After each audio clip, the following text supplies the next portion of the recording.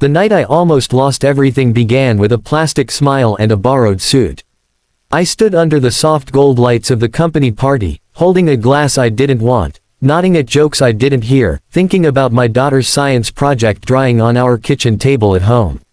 I was a single dad, and every choice I made carried her name on it.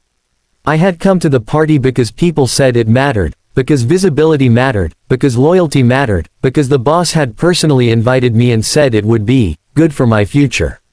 I worked hard for that future. Long hours, late trains, missed dinners.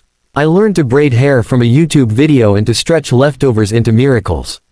My daughter believed I could fix anything, and that belief had become the engine of my life.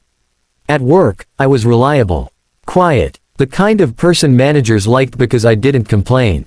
Promotions came slowly, but they came. Respect came slower, but I felt it growing. The party was meant to celebrate a big quarter. The room hummed with music and soft laughter, a rented smile plastered over everyone's face. I spotted my boss across the room, confident, polished, surrounded by people who leaned in when she spoke. When our eyes met, she raised her glass and motioned me over. I felt that familiar tightening in my chest, the mix of pride and pressure that came whenever she noticed me.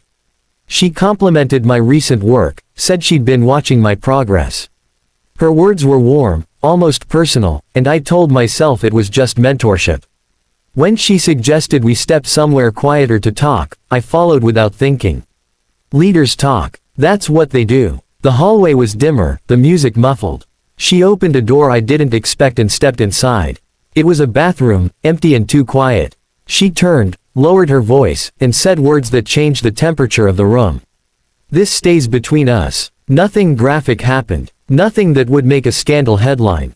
But in that small space, lines blurred in a way that felt dangerous.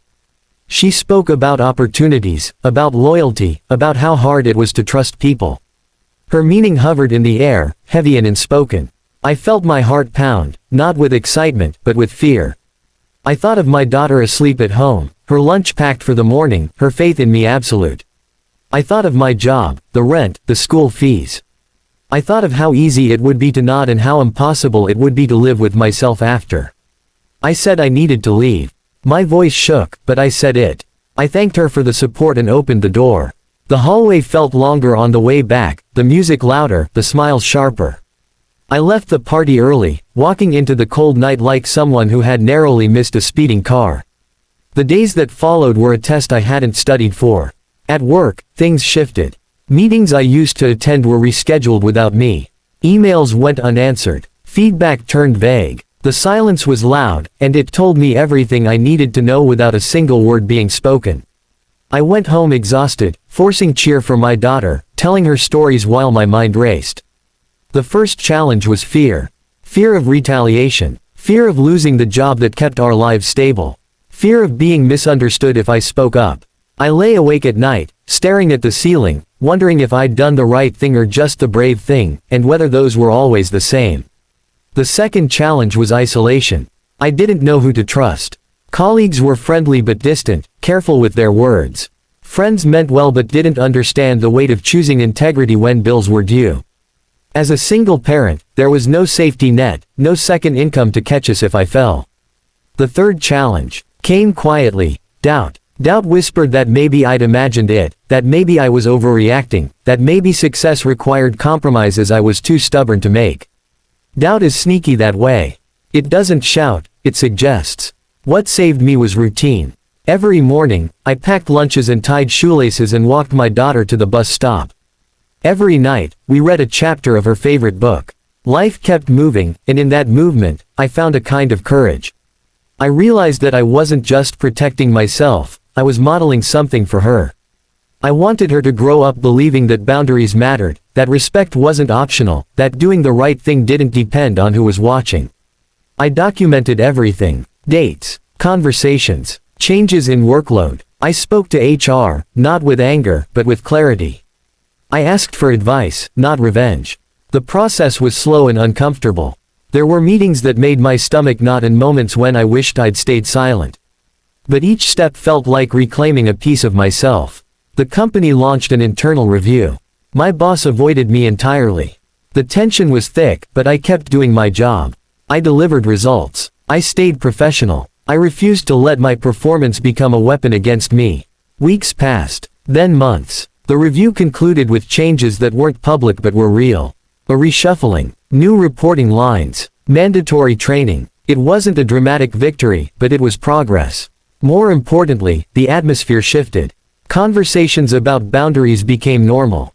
People spoke up. The silence broke. A new manager took over my team, someone who judged work by effort and integrity.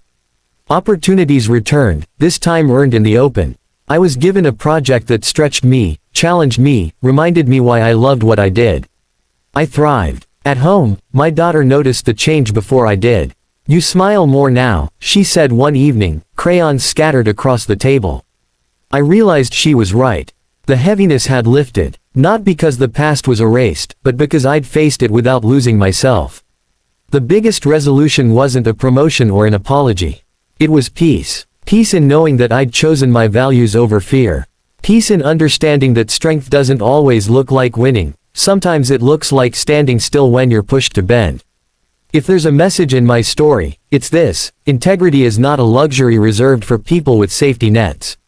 It's a daily decision, often made in small rooms with big consequences. You don't have to shout to be strong. You don't have to compromise your worth to secure your future. And when you choose yourself, when you choose what's right, you teach the people watching, especially the little ones, that their trust is well placed. I went to that party thinking it was just another obligation. I left with a clearer understanding of who I was. A single dad, a professional, a person who knows that some things don't stay between us, because silence has a cost, and courage, even when it's quiet, can change the room.